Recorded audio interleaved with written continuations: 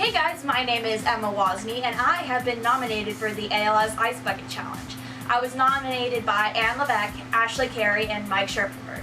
So before I get to the goods and dump ice water over my head, let me just explain why the Ice Bucket Challenge is relevant to ALS, because I've seen a lot of people really confused as to what dumping ice over your head has to do with Lou Gehrig's disease. So first let me give you a brief background about ALS.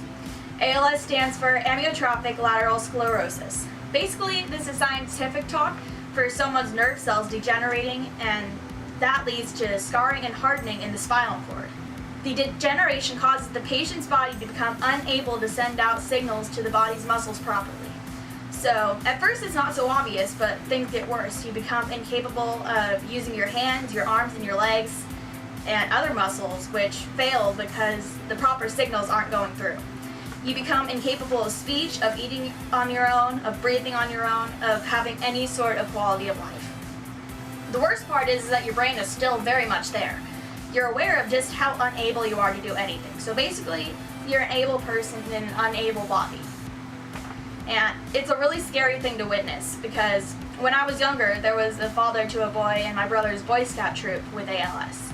At first he was a normal Scout parent and he attended a lot of the meetings and was very active in the troop. But as things got worse, it was obvious that he was deteriorating rapidly. He still made an attempt to come to as many meetings as he possibly could, but it was rather difficult for him.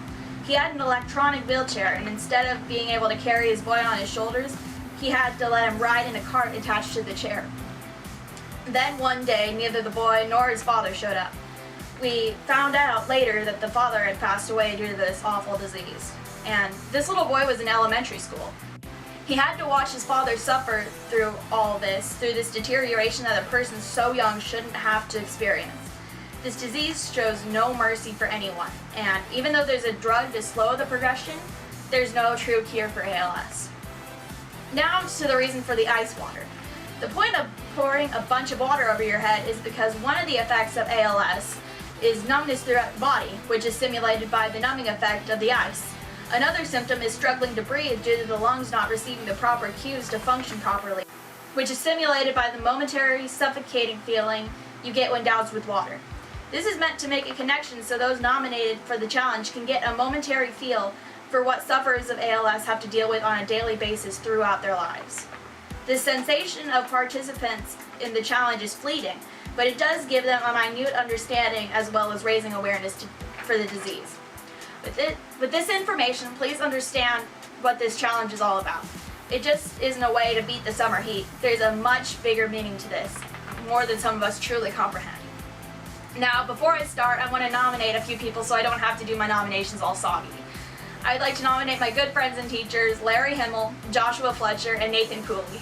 I'd also like to nominate these friends and peers of mine, Willow Hodge, Skylar Bates, Elena Stringer, and Brandy Plymar. Now, onto the ice. Here's the ice.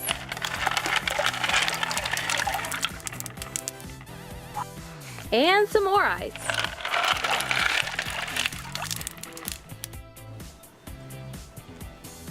Here goes nothing.